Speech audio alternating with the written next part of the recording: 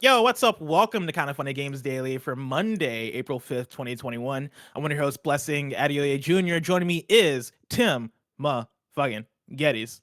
April 5th. I know there's probably been at least 20 different times I've started a show that just is thinking about the date and how crazy it is that it's that late into the year. And it's just like, all right, cool. At some point, it's not like a crazy observation. That's just life. But I can't believe it's April 5th, 2021. Yeah. Wow, bless. It feels like the year just started. And also the fact that we're 13 months now into working from home. Yeah. It feels like this has been it feels like we've been doing it forever. Like it feels like this has been the new normal for a while. Oh, yeah. I think I've finally hit the point that I can't smell what the studio smells like when I immediately think about it. I can get there. If I really like focus and pay attention. There it is. But yep. Is it wild that you're not going to smell that smell again? It is wild. I've driven by the studio a handful of times now, and it looks sad and empty. It doesn't have the kind of funny neon sign in the window. It just there's a sunroof. There's a hole like in the studio. We put like sound proofing stuff over it, so I didn't know there was a sunlight there, but there definitely is. You can see it when you drive by. Oh, crazy really? Stuff. Kevin, were you about to say something? I was gonna say but the important thing about the studios, remember it the way it was, not the way it became. Because by the time we would go to pick stuff up, it had a weird smell. I'm not talking about that smell. No, I know, but I'm just saying because that's all I can smell. That weird old people smell. It was like Nick just started living there or something. Kevin, what do you think the new studio is going to smell like? You think it's going to smell better than the cotton last candy? Studio? Yeah, I can't wait. I can't wait. Not like shit, hopefully, you know what I mean?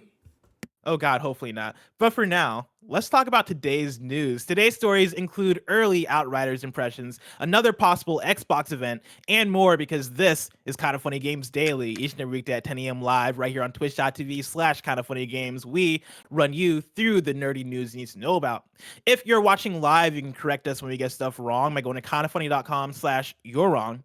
If you don't want to watch live, you can watch later on youtube.com/kindoffunnygames, roosterteeth.com, or you can listen later on podcast services around the globe by searching for Kinda Funny Games Daily. To be a part of the show, to patreon.com/kindoffunnygames, where bronze members or above get to write in, and silver members or above get the show ad-free with the exclusive daily post show. Housekeeping for you. Right after this episode of Kind of Funny Games Daily, Andy, Mike, and Greg Miller himself will be streaming Outriders, showing off Nvidia's super cool DLSS tech starting at 11 a.m. Pacific time on twitch.tv/kindoffunnygames. Again, every time I hear about DLSS, it sounds like the coolest thing on earth. It's basically AI being able to make your games look better. If you want to hear more about that, again, right after this, Andy, Greg, Mike. Will Greg become a PC? The dream team. The PC guy after this? Stay tuned. Stay tuned. Out. And then in case you missed it, over the weekend, we had a couple pieces of content drop. First of all, we had a brand new episode of Xcast that went live on youtube.com/kindoffunnygames as the team reacted to MLB The Show coming to Game Pass. And then, if that's not enough for you, a new Invincible Reacts went up on youtube.com/kindoffunny. Tim, last night, I watched episode 4 of Invincible. That show just gets better and better. Absolutely. It just gets better and better with each episode. I am into it. Absolutely, man. I'm so happy that everyone seems to be loving it as much as they are. Yeah. I've seen maybe a handful of people that are like, oh, this isn't for me. And it's like, that is a great place to be. I haven't seen people like, this fucking sucks, whatever. It's just pure positivity or cool. I know that's not for me, and that's totally fine. I know my brand is not my brand. Yeah. No, but I recommend to everyone out there that is at all interested in any of the things that you'd be watching Kind of Funny Games Daily for, watch Invincible episode 1 through the end, and then make the decision of if it's for you or not. Yeah, definitely try it out because it's one of those shows that I can't believe how good it is. And then thank you to our Patreon producers, Mick at the Nanobiologist, Tom Bach, Trent Berry, and Black Shack. Before I get to who we're brought to you by today, we just got a surprise housekeeping that just dropped in here out of nowhere. Kevin, if you're able to, hit this link that's in the doc that's in housekeeping. It's a link to April's platinum tier for patreon.com/kindoffunny and kindoffunnygames. And it's an April Fool's design thing. It's Nick. Is that Nick or Johnny Ace? I always get them confused because they look so similar. I think that's Nick. That's Nick and Greg. We're doing a gesture thing for April. I hate it. Hate it so much. There it is. There it is. Kevin just brought it up. Don't support us. Don't support doing this. But here's the thing, Tim. Can I win you over if I tell you if you flip the word, it still says kind of funny? Huh? That won me over Whoa. so fucking hard. I forget the name of this, my and we've talked God. about it before on Internet Explorers, but I love this. One of my friends is named Mira, and her boyfriend or husband now Anagram. is named Rex, and they both have the same tattoo that is both of their names, That's depending awesome. on how you look That's at it. it's not a palindrome, right? No. A No, palindrome that's, is just that's the spelled. same front and back, like Yeah. race car. Oh shit. That's awesome. Kindoffunny.com says you're wrong if you know what Wait, it is when it's flipped upside down, Tim, because I am has also Cool curious. Has Cool Greg seen this yet? No. I feel like it would be worth it to bring him out and show it on air. I feel like he'll get a kick out of it. Do you think he'd freak out? He's And the busy. He's doing something right now. The kids would get a Does kick Cool out Greg of it. does Cool Greg love like when words are flipped over and it Does the same Cool thing? Greg love letters of any kind? Okay, you're right. The answer is Thank yes. You're you. absolutely right. The answer Thank is yes. you. Today we're brought to you by Honey and Fix Your Gaming, but I'll tell you about that later. For now, let's begin with what is and forever will be the Roper Report. It's time for some news. We have 5 stories today. Starting with our number 1. Tim, this is one of those fun ones because over the weekend Outriders has been blowing up. There's so much to talk about when it comes to Outriders. And so I've pretty much condensed most of the Outriders news into an Outriders early impressions roundup, because a lot of sites don't have their final reviews out, but so many sites do have their either reviews in progress. A few sites do have final reviews, and then there's also other things to talk about when it comes to Outriders. And so story number 1 is the Outriders review in progress roundup. Of course, the game came out on, was it Thursday or Friday? At the end of last week, it came out. I'm going to start off with Eva Herinkova at Screen Rant, who put up an article titled Outriders Review in Progress, worth the time. Overall, Outriders is worth the time investment so far, in spite of its clunkiness and server instability at launch. Although the game has areas it needs to improve, the core ideas and gameplay are still incredibly strong, making it easy to overlook whatever flaws are present. It's also an easy game to recommend for both solo players and groups of friends looking for a shooter to dive into together. And because of the world tier mechanic, anyone with any skill level can jump into Outriders and have a great time. With a handful of hours left to go in the main campaign, that doesn't appear likely to change. Then we have Giovanni Colantonio at Digital Trends, who put up an article titled Outriders Review, thrilling action makes up for a flat sci-fi story. People Can Fly isn't being deceptive when it distances Outriders from other games, but it's hard to blame anyone for drawing the comparisons. With needless live service DNA baked into it, the game is one quack short of being a duck. Just as its protagonist is torn between a human and altered state, Outriders occupies a strange middle ground between old and new game design. It's an identity crisis that weakens the current experience. Our take is Outriders a sophisticated action game with a compelling sci-fi story? No. Does it feel fun to freeze a spider with an ice turret and shatter it with a well-placed sniper shot? You bet. Sometimes that's all one really needs from a shooter like this. It could use an offline mode for single-player sessions and a fair bit of maintenance, but it's a solid foundation for an action game that respects its players' time. And then I'm going to pull from Morgan Park at PC Gamer, who put up an article titled 13 hours in, I'm still waiting for Outriders to get good. It's not a good sign for a loot shooter when I'm tired of shooting stuff by hour 3. I went into Outriders ready to be surprised after its disappointing demo, but it turns out those first few missions are representative of the final game. Flat arenas connected by uneventful hallways, underpowered abilities, and guns that aren't much fun to shoot. Outriders plays like it was raided by the Fun Police. The story treats your character like some godlike force of destruction, but you're so fragile that I spent most of my time fighting for scraps of health. People Can Fly seemingly wrote itself into a corner when it set the game in an alien world where only humans make guns, because its arsenal of standard assault rifles, shotguns, LMGs, and sniper rifles are so needlessly dull. Tim, I have a little bit more to get into, but I want to take a pause there to ask, like, where are you at with the Outriders? Do you have interest in it? Have you played any of it so far? And what is your take on the impression so far? Yeah, I played a bit with Naomi and Sydney over at IGN, and I really enjoyed what I did. I loved how it felt. I loved how it played, and it definitely was a game that I'm was lucky enough to play on PC and was really I've been talking about this, trying to get into the mouse and keyboard thing. And I think that Outriders has been a really key moment for me in being able to make a couple leaps over some hurdles that I was facing in terms of like getting comfortable with it. I love how it feels, like clicking heads, like Andy's always talking about. I get it. It feels good there. It is interesting to see Morgan Park seemingly have such a different take than the kind of general consensus of the game. But that's the beauty of opinions in video games, is not everything needs to vibe with every person. But I'm most interested in Outriders kind of feeling like something that all these people are saying, which is a game stuck between different generations, but that's not a bad thing necessarily. It's like kind of things that we've missed of older games combined with things that we love about newer games.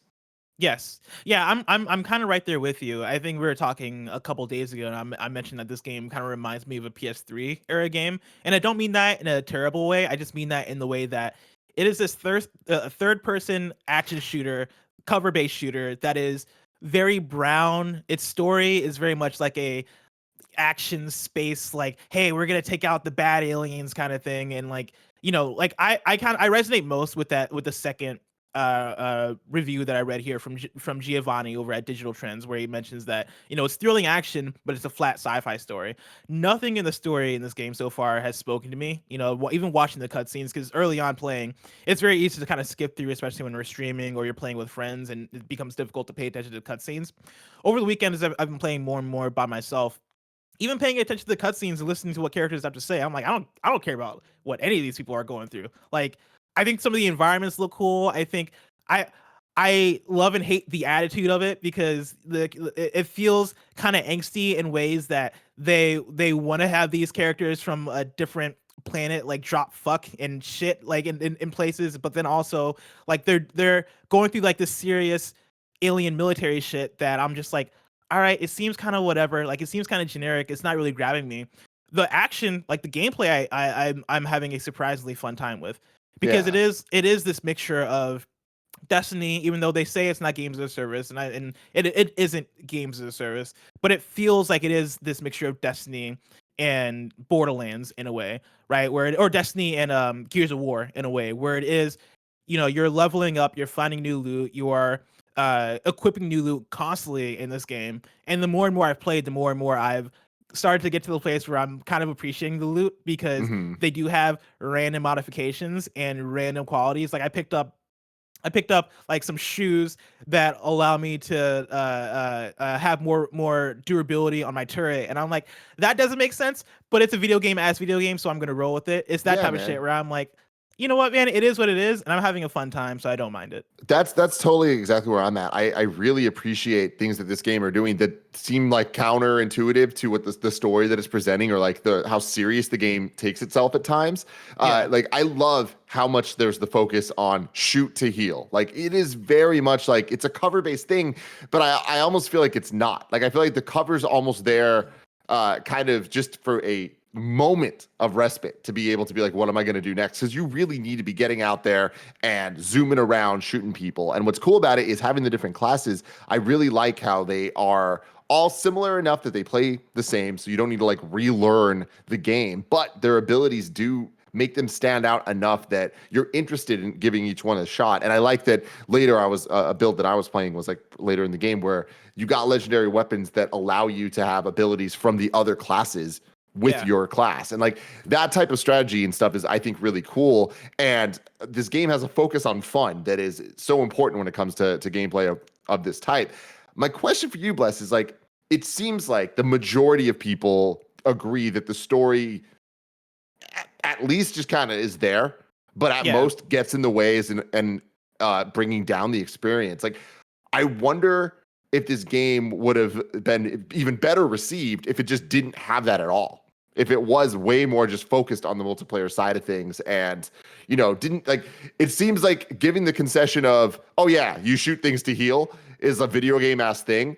Why don't they just go full into that video game ass thing and be like, we're not there. There's no story. If you want dumb lore stuff, you can read the loading screens and that's it. We're not going to give you awkward cutscenes of people jumping over ledges they don't need to. Yeah. And I could see that. I don't know how much I wonder how much for people the story gets in the way rather than it just being an uninteresting story. Because I wonder, I feel like if they did do that lore stuff, and if it was the same bits that we're getting in cutscenes anyway, I think people would still be like, yeah, the world's kind of boring, and yeah, there's not much to chew on in terms of actual story stuff. But like the cutscenes are skippable, and like even when I skip the cutscenes, I feel like I'm not missing anything. I feel like I'm kind of just going through it so I can get to the next piece of So why gameplay. are they there though? That's what For I'm sure. asking. It's just like, are there enough people out there? Because I'm sure there's somebody that's enjoying it, but are there enough people that the development resources are worth putting into all this instead of the things that people seem to really be jiving with this game, which there are many. Hmm.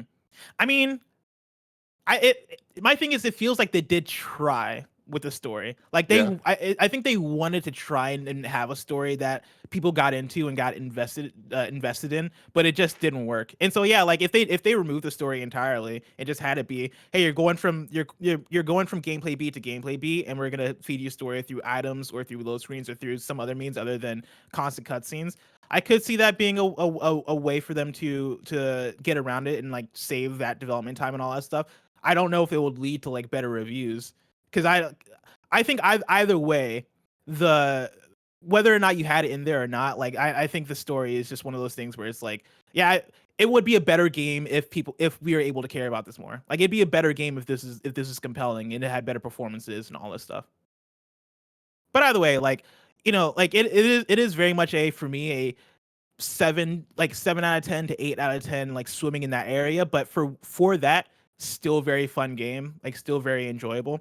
One of the things that has sucked about its launch over the last weekend has been the server stuff, which I'm going to pull directly from Adam Bankhurst at IGN, who kind of writes about it in an article titled Outriders Online Outage Hampers Successful Launch. While Outriders has been quite popular since its launch earlier this week, many players have reported server issues that are hampering the experience. To resolve these problems, Outriders servers are being taken down for a short time to bring it back into a healthy and stable state. And I should pause there and mention that this article was written late last week when they were doing the whole shut it down, turn it back on thing. Outriders' Twitter account has been very transparent and communicative about these server troubles, and its most recent tweet confirmed that the team is about to do the mother of all turn it off and turn it on again. Outriders Twitter previously shared that they aren't looking to just solve symptoms, but want to ensure it can safeguard against such issues in the future, and are therefore looking into root causes. In their latest update, Outriders Twitter has confirmed that servers are, quote, continuing to improve as the team is working hard to stabilize them in the long term, and that players should be able to get back online in most cases. And yeah, like trying to play it over the weekend and since launch has been such a struggle, because even on single player, even if you're playing by yourself, you need to be connected, which is, I think, a big problem, a big fault. Because like you shouldn't, if you're playing single player, if you're playing by yourself, you shouldn't need to kind of worry about those things. But yeah, like it's been such a hamper, and it's been such kind of a bummer, especially because you can tell they're trying. Like they've done a really good job on Twitter keeping people up to date and communicating with the audience and being like, hey, this is where we're at. Hey, we're turning servers on in these countries. Hey, US, look forward to servers turning on in a couple hours. They're really trying over there, but the online has been pretty trash to say Yeah. the least.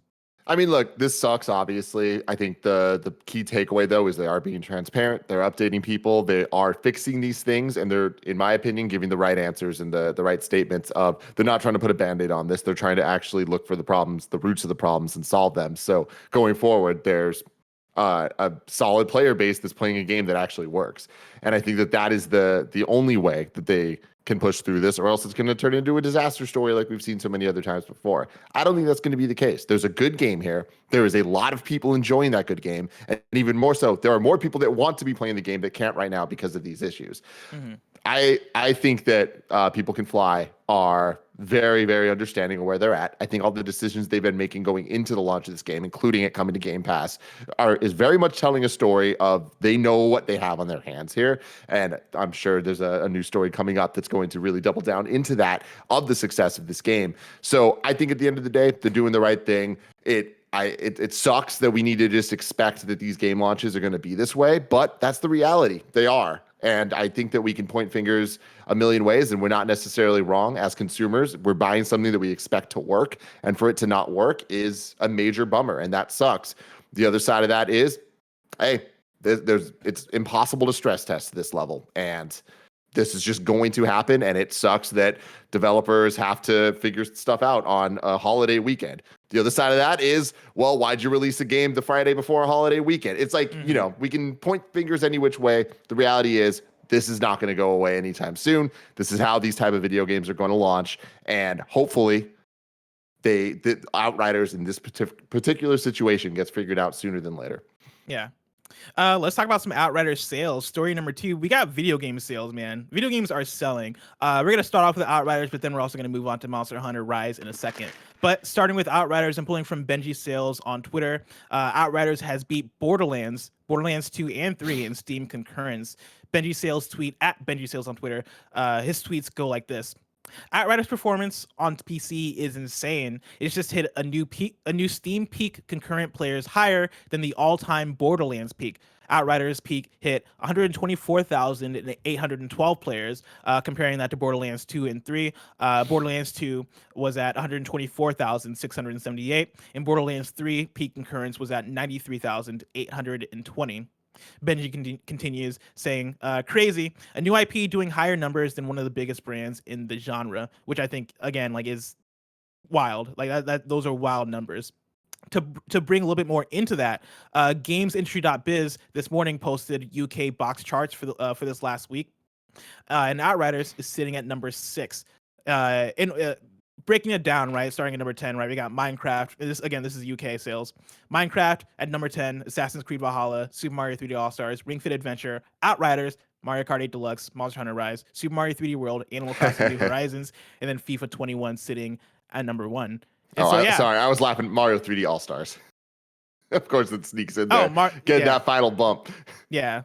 But yeah, like that, I mean, for what we just talked about with Outriders performance and the different critical impressions that the game is getting, all this stuff, it's killing it in terms of numbers. Dude, it's unbelievable, man. Video games are in such a crazy transitional period right now, I think in every which way in terms of broadening the potential player base. When we look at the pandemic and what it did for video games as a whole, we look at the Switch, how many times do we need to talk about the Animal Crossing sales, right? How's that translate to Monster Hunter Rise? A very different game, but now there's even more Switches in the wild. It's selling ridiculously well for being a niche game. It is hitting everyone in that niche, right? Plus, there are more people than ever in the niche. On the other side of it, we have the more mainstream core gamers that I think, I mean, there's proof in the pudding here. There are more people playing on PC than ever, in addition to console. In the 90s, there was a huge split between console gamer, PC gamer. As we went through the PS3 generation, Xbox generation, it very much was like, oh, there's a couple games you play on PC, but otherwise you have consoles. Like Counter-Strike, right? That's a PC game, period. Like people could play it on Xbox, but it's a PC game. Where we're at now, the PC is just another console. And I think that a lot of gamers are like, oh yeah, I have a PC and these other things. So when you add all that together, on top of like more different storefronts like Epic and Steam and Xbox Game Pass and all that stuff, there's just more options for people to be playing these games. These numbers are just for Steam concurrent players. For a new IP that honestly everyone is talking about as if it's a 7 or 8, but that people are still flocking to it. Like that is such a good sign of the validity of the gaming industry and its ability to continue to grow because it is still in its infancy. Yeah. These are very impressive numbers for Outriders. I wonder what it means for the future of Outriders, because I could have easily seen this game as one that would have came and went. Like it came out April 1st, and then all like people play it for a week and then forget about it because it was generic or because the story was interesting or because of whatever. The fact that these numbers are this high, and the fact that for even where I'm at in the game right now, right, I'm like level 18 or level 19 playing the game for like. Actually, I've lost count of my hours, but probably like 7 hours about, I want to say, maybe more than that. I don't want to stop. Like I want to keep going. I'm enjoying myself a lot, and it seems like a lot of other people are too, but to varying degrees. I look forward to seeing what the game has in the future. I saw some other articles about like possible DLC and all this stuff, and if they're able to get that going and are able to kind of keep this player base into the game, then that probably speaks to a very bright future for Outriders and what to expect from it. And so go get them.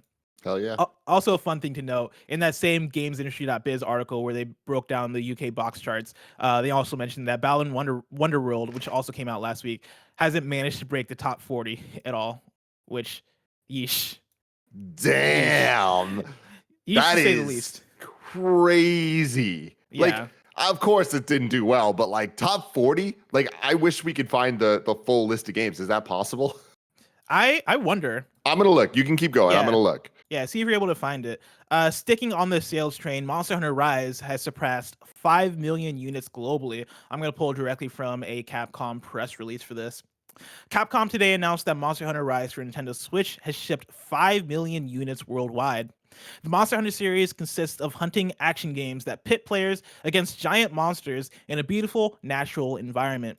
Beginning with the first title in 2004, the series established a brand new genre in which players cooperate to hunt ferocious monsters with their friends, and has since grown into a global phenomenon with cumulative sales of the series exceeding 66 million units shipped as of December 31st, 2020.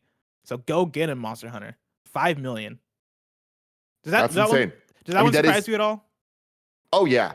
So it's so surprising. And like I keep seeing people being like, oh, why would people be surprised about this? Monster Hunter World did so great. And it's like, yeah, Monster Hunter is extremely popular in Japan. It has been forever. And we've all seen the stories, the pictures, the lines of people playing PSP versions of Monster Hunter. World was the first major breakout in a bigger way. I always talk about it being similar to Fire Emblem Awakening, kind of really opening that franchise up to a much, much, much larger audience than it ever had before. And that led the way to Three Houses being as big of a success as it was. What I'm shocked about is after World, it then going to the Switch, which whether you're a Greg Miller who looks at it more as like, oh, it seems like a more portable experience. I'm not that interested in vibing with it compared to Monster Hunter World. Or if you're looking at people that are like, oh man, the Switch just isn't as powerful as the PlayStation or Xbox where I could play World. I'd rather a World 2.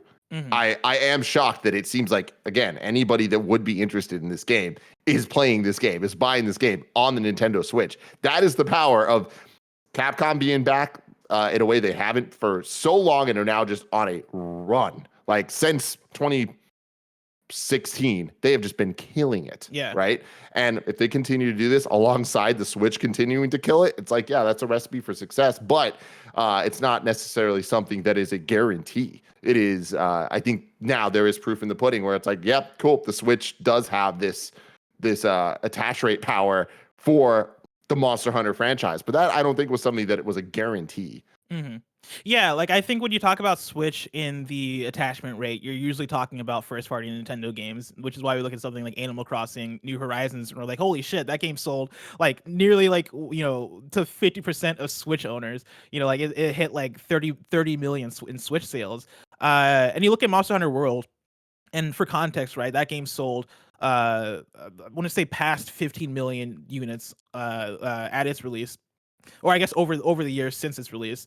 And that isn't always a guarantee when you're launching a game on Switch. I think there's the infamous comments from EA where they're talking about how like, yeah, we're not releasing games on Switch because we're releasing our games where our games sell.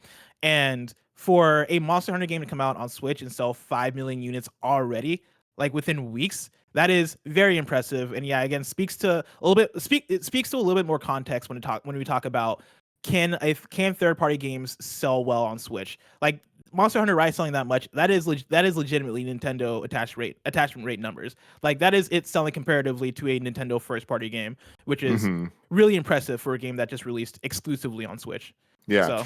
So. Michael R. O'Leary in the chat says, I mean, it was also handheld only for a bunch of iterations in a row, right? Exactly. And that's why I think that this is such a big deal, is that it did well on those systems, but it didn't do Monster Hunter World well. World isn't it still the best-selling Capcom game of all time?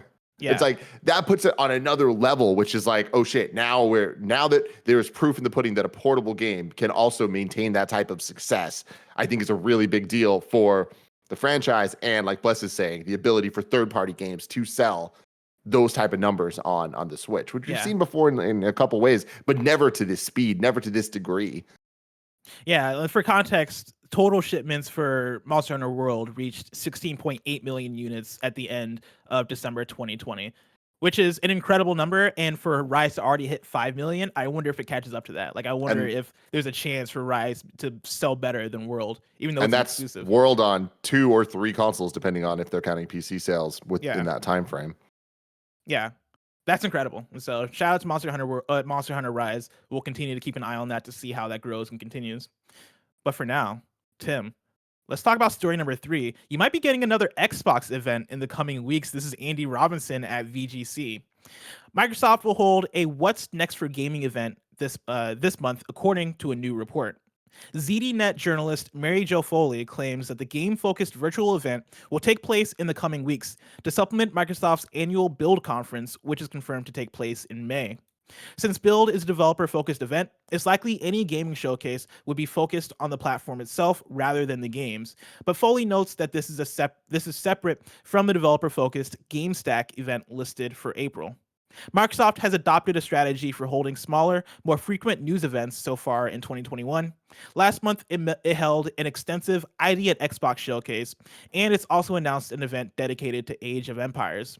In February, Xbox's platform development boss teased exciting new features coming to Xbox Series X and S this year, stating that what had been released so far for the console is just the beginning.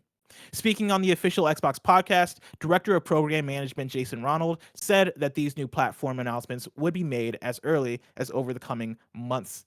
Tim, are you excited for a possible new Xbox event coming in the next month? I am extremely excited for a possible event. I feel like we've been kind of missing out on these type of announcements, or even just games in general. Video games are in a weird place right now in early 2021. Games getting delayed. Like it's not that fun to be looking. There's nothing too much to be looking forward to. We have Resident Evil 8 next month, but besides that, we're kind of in a little bit of a standstill. Ratchet and Clank in June.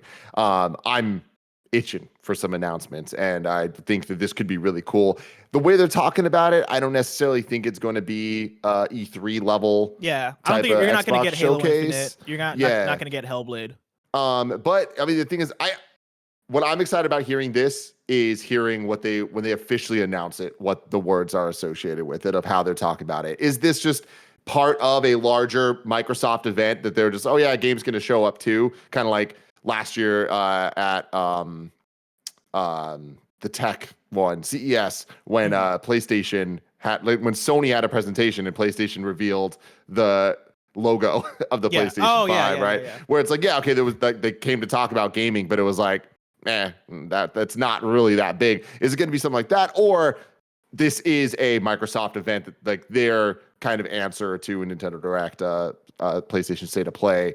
Like, they have their Inside Xbox, but every once in a while they do their other events. Is this going to be that? That's what I'm excited about finding out. Either way, even if we're not, you got to expect. So if they're talking about May for this, the latest we're going to get something's June with how the industry works. So whatever E3 looks like, Summer Game Mess, all of that stuff, like, we're going to get an Xbox event in the next 3 months.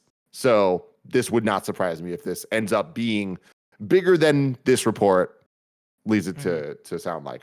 Yeah. I'm going to keep my expectations very tempered for this one, especially because they mentioned that this is meant to supplement their annual Build conference, which is a developer-focused thing. And so you're probably going to see them focus more on platform, but I do wonder what that means, right? Because we just got FPS boosts. Microsoft has been making a lot of platform-focused announcements that have been surprisingly very exciting for what they are. I wonder if we get more stuff that is similar to FPS boost, or maybe more games that are going to get that, or get xCloud availability like they just did for a lot of their legacy titles. I think stuff like that that's kind of where I'm keeping my expectation for this, those types of announcements. But I do like that that on the Microsoft side, because we talk about Nintendo Direct, we talk about PlayStation State of Play. Microsoft doesn't really have a standard like stream that they do, like a standard presentation. They have Inside Xbox. They've had XO that they've done, which is like their big event that they throw at the end of the year in like November-ish.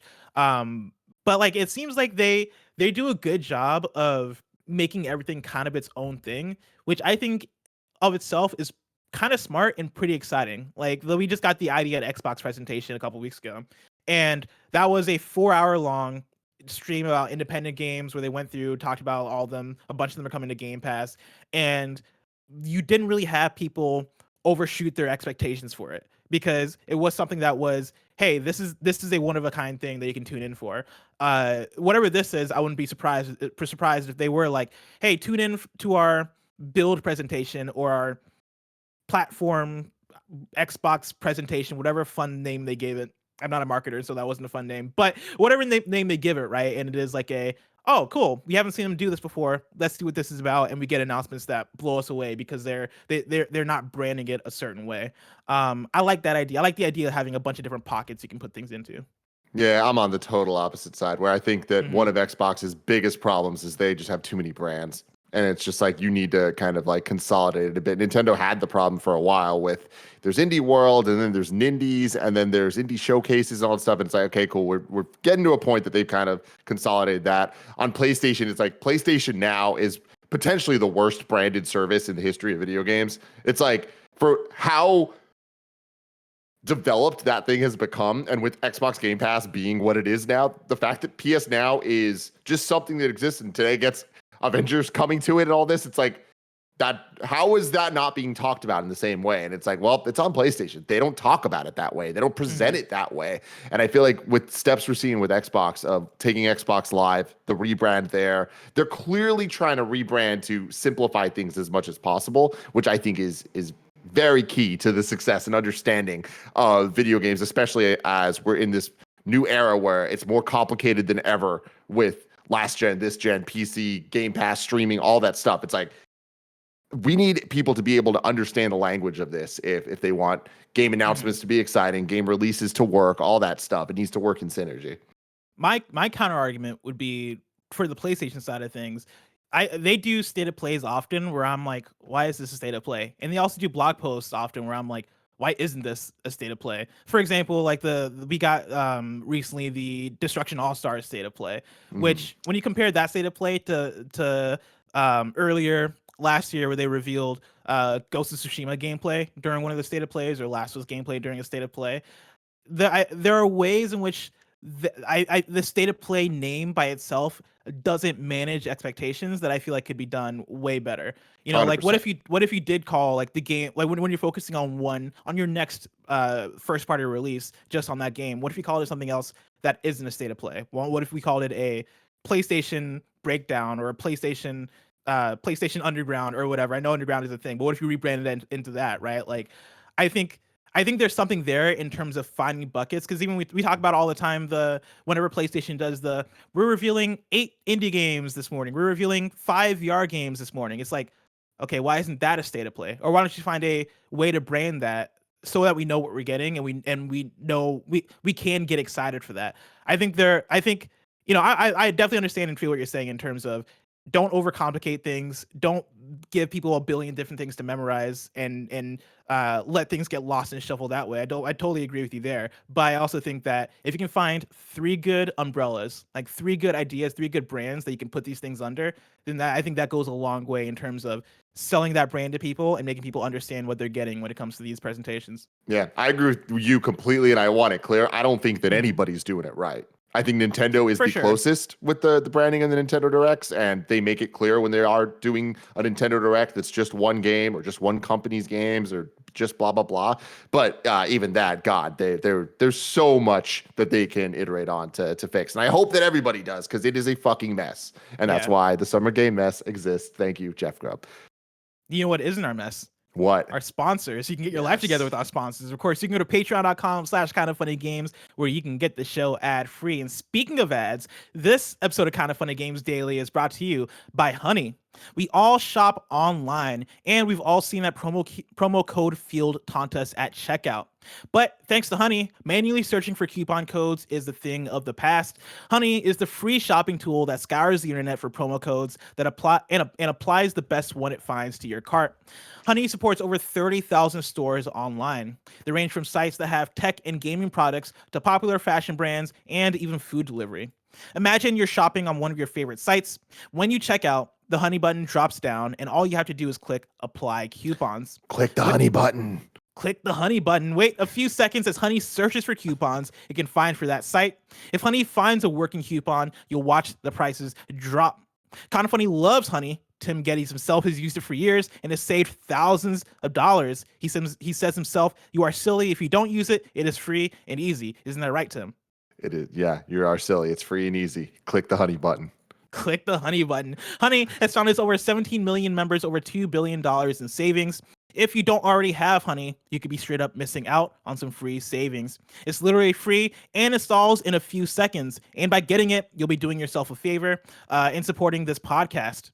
I'd never recommend something we don't use. Get Honey for free at joinhoney.com/games. That's joinhoney.com/games. Click the Honey button. We're also brought to you by Fixture Gaming. We wanted to talk about a special kind of funny best friend today. Have you ever used your Nintendo Switch for a long time and afterwards your wrists and shoulders get sore? Turns out the Nintendo Switch isn't the most ergonomic. Sometimes you just want to use a Pro Controller and still play on the go. Our friend Austin Stark had an idea to fix that, the Fixture S1. We met Austin a while back at a San Francisco meet and greet, and he showed us the Fixture S1, known as the Switch Fix at the time, and we were blown away by how comfortable and sturdy it was. Since then, we use the Fixture S1 pretty regularly. You just slide in the Nintendo Switch, attach your Pro Controller, and now you can take your Switch and Pro Controller with you anywhere. You can also use it as a stand for the Switch. The Fixture S1 comes in two colors, gray and red/blue.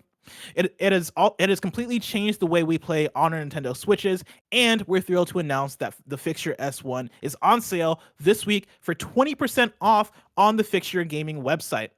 If you want to check it out, please go to www.fixturegaming.com. Thanks again to Austin and the Fixture Gaming team for sponsoring this episode of Kind of Funny Games Daily. Tim. Yo, real quick, once Kev pops back to me. There we go. Love this thing.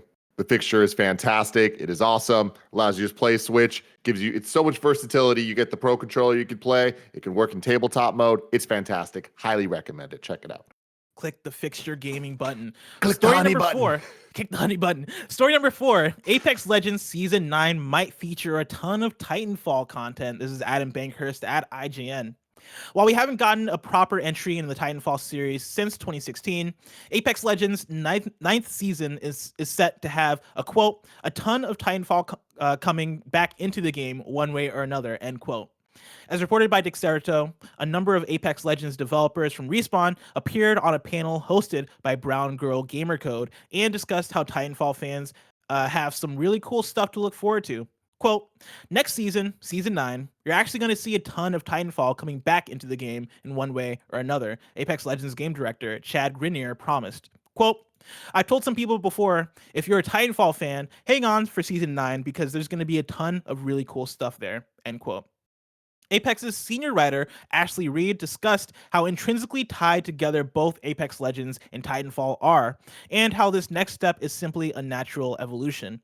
Quote, what's going on in Titanfall is a war. Apex is what happens after the war. Like, what is life like in this place? Reed explained. She continued, so we're trying to integrate Titanfall into that, because Titanfall is very much a part of the universe, end quote. While anything is possible, those hoping for actual giant mechs to drop from the sky in Apex should remember Respawn had previously mentioned that it prototyped approximately a bazillion ways of having Titans in this game. The reality, they were an incredible unbalancing factor, end quote. Tim, motherfucking Geddes, what do you think this? I mean, I know you're not a Titanfall or Apex person.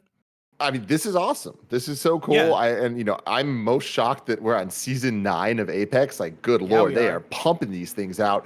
And yeah, I mean, this makes sense. It's in the same world. Like, I think that they've done a great job of building Apex out and keeping people like you, Bless, super interested in it. And yeah, it's cool. And I think that being able to show restraint to not have done this way earlier is a good sign. I think that they've built something very special with Apex, and that is probably going to continue to go on for a long time. And guess what? If you're a Titanfall fan, this is the closest thing to a potential Titanfall 3 actually happening. So if this is kind of, hits right, I think building out the Titanfall world even more, getting people more interested in that, gives Titanfall 3 not only a better chance to be made, but a better chance to be a success if it were to come out. I do think we're going to see one at some point. Like, I think that that's an inevitability, that people care about this, and we got a Mirror's Edge 2 eventually. We're getting a Skate 4. Like, we're gonna get a Titanfall. Everybody knows that Titanfall 2 got done dirty. Everybody. So we'll see. Yeah. Yeah, I'm hyped. I know the end of the article mentions that it's probably not Titans because they've just been not good for balancing the game according to Respawn. I think it's Titans. I think we're gonna get Titans. That's my prediction. My prediction is that we're gonna get Titans. I don't know if it's gonna be a legend that when their ultimate is to call a Titan or what form that looks like. But I don't think you mentioned Titanfall without dropping Titans in there. Right? Like what else? Because the Apex Legends has Titanfall references. Like, it's in the same universe. You have guns from Titanfall. You have plenty of stuff that references Titanfall in there already. The one thing, if you're gonna allude to Titanfall, the one thing that you put in there are Titans. I'd imagine. Like, I don't know what else it would be. People are saying wall running, which I think could be cool, but you would have to design maps around that if you're gonna make that a thing. And I feel like that is a lot of work for a thing that I don't think most people are asking for out of Apex Legends. Apex Legends already plays pretty beautifully. Like, Apex Legends, I am happy with. I think adding wall running would change the game inherently in a way that might be kind of risky for the game. Like, I would save that for the next Titanfall or for the next spin-off game, whatever that looks like for Respawn. But Titans, man, it's gotta be. Like, it's gotta be. I don't know what else. Man, I don't know what else. I'm hyped that that's what you think, because like I listen to them and I'm like, oh, I trust what you're saying, but that'd be fucking cool. But we won't have to wait too long to see, right? Yeah, we don't have to wait too long to see. I could also see it being something like a new mode. Maybe that includes Titans. Maybe it is like an arena multiplayer mode or something that is more traditional team deathmatch. I think that'd be fun. But either way, this speaks to excitement. Like, I'm really into this. I hope that it satiates people for that next Titanfall. I don't know how confident I am that we'll get a Titanfall 3 at least soon, because like Titanfall 2 got done dirty, but Apex Legends is killing it in terms of concurrent players. Like, they're killing it in terms of content. I and a lot of people I know are super into the latest season of Apex, and for the success that game is having right now, I think it lowers that factor of them being like, all right, now let's make a game that people didn't show up for. Let's make another entry into this game that people didn't show up for, even though it had this cult success. And I know people love that Titanfall 2 campaign, including me. But I don't know. If I was Respawn, I would make a new Apex game or a new game in the Titanfall universe that isn't necessarily Titanfall 3. Like, something that could spin off of the success of Apex is where I would lean if I was Respawn. Interesting. But we'll have to wait and see. Season 9, not too far away. Very excited. Let's I talk about our wanted, last news story. Story number 5. PlayStation 5 is named the official console of the NBA 2K League. This comes from an official press release. The NBA 2K League today announced a landmark multi-year partnership with Sony Interactive Entertainment that makes PlayStation 5 the official console of the NBA 2K League. Beginning this month, the 23 NBA 2K League teams and 138 players in the league will compete on PS5 during games and events. The partnership marks the first of its kind for PS5 consoles with an esports league and the first console partnership for the NBA 2K League, which will tip off its 4th season in May. Quote, NBA 2K League players are the best in the world at what they do, so it's only fitting that they compete on the best gaming equipment in the world, said NBA 2K League president Brendan Donahue. Quote, PlayStation is a long-standing global leader in interactive entertainment, and we are thrilled to be able to leverage their gaming expertise and technology to create the optimal experience for NBA 2K League players and fans. Tim, this is coming off of a week or so ago. We got the whole PlayStation acquiring Evo thing, and now this. It seems like PlayStation is making big moves into esports. Into esports. Yeah, totally, man. I mean, like, all this is it's interesting to look at it from what this news itself means, and also just the general kind of industry of where it's at right now, of the different key market holders kind of gaining exclusivity in different ways across the industry, whether it's esports or exclusive titles to their systems or exclusive like the DLC or whatever, like exclusive map packs and all that stuff that we saw a couple generations ago, and exclusive characters and all that. And it's just like, yeah, man, like, is it anti-consumer? Absolutely, because that's not what this is about. This is about money, and it's about having the NBA 2K league president saying the PlayStation is the best video game console. Like that's what this is all about. I think it's a little bit weird. Like I think that limiting these type of leagues to specific consoles is at the end of the day limiting. Like, and when it comes to things like esports, the community is so important and player pool is so important that cross play and like being able to play anywhere, I think is a very important thing. Having said that though, it's like this is how these things work. These leagues don't exist unless there's money being made, and this is how the money is made to make sure that these leagues continue to exist and be something that people are putting effort into and showing up to. That's why I think that the Overwatch League has been as successful as it is Activision's worked really hard to make it a big deal. So with, Evo getting backing from PlayStation, like being part of PlayStation, like that could be a huge boost for Evo, and this could be a huge boost for NBA 2K, or it could be limiting because this is such a specific title that has a specific group of fans, and limiting that group in any way might not be the best call long term.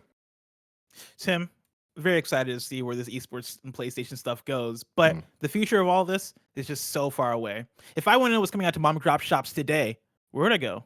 The official list of upcoming software across each and every platform is listed by the Kind of Funny Games Daily Show host each and every weekday.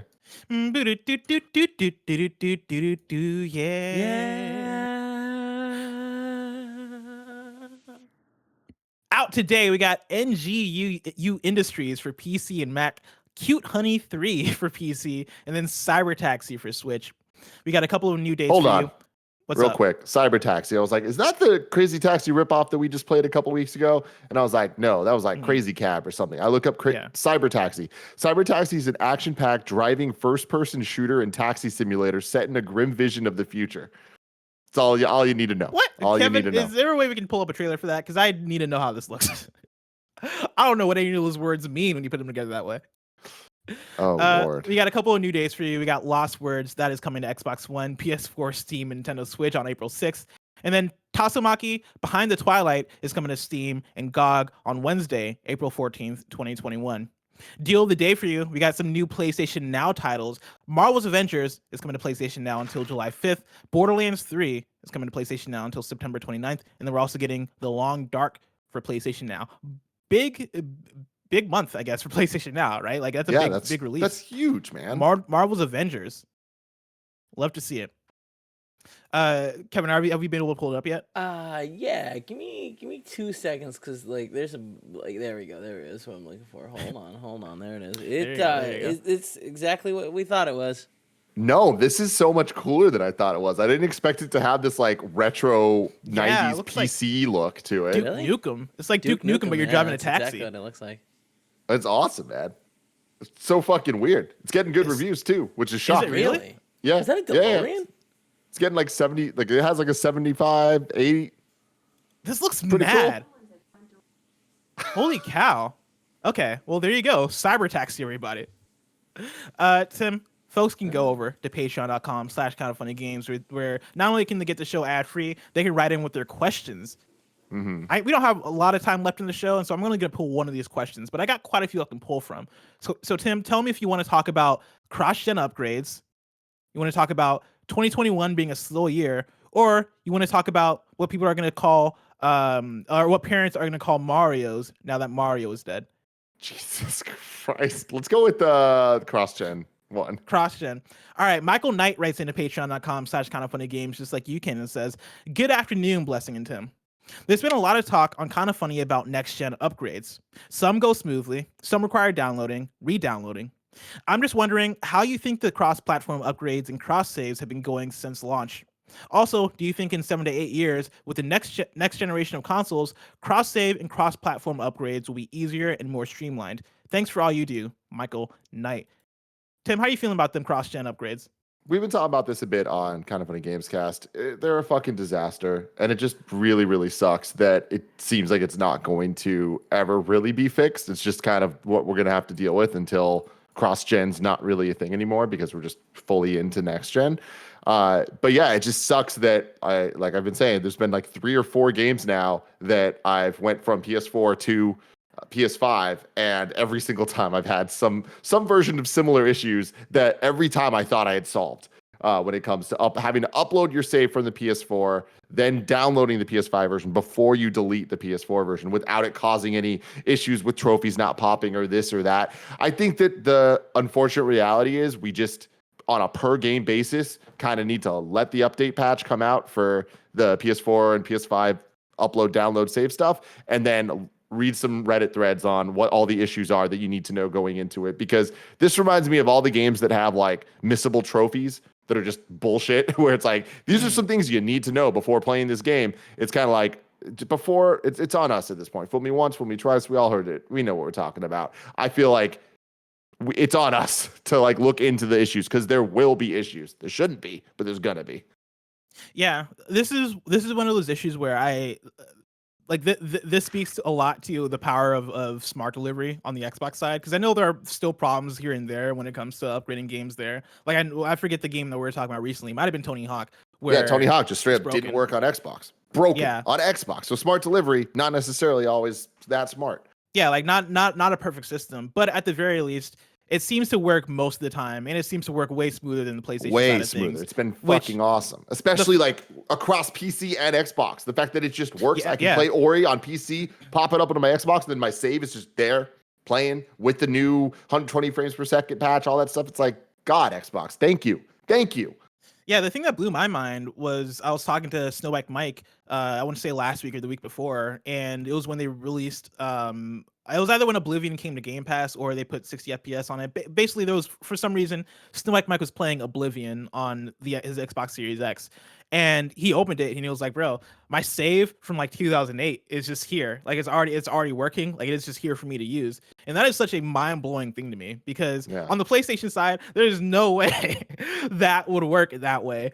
The way that saves seem to be just segmented from PS4 to PS5, in a way I expected it, and it doesn't come as a surprise. But when you look at Xbox and you see that it works pretty seamlessly for the most part, it is mind-blowing how that isn't the case on PlayStation. That's what you get when you focus on foundation and ecosystem and services, and that's what Xbox has been doing for an entire generation to build up to this point. You know what I mean? Yep. I don't love the going into a PS4 game, uploading your save, then going into the PS5 game and re-downloading it and having it not work every now and then.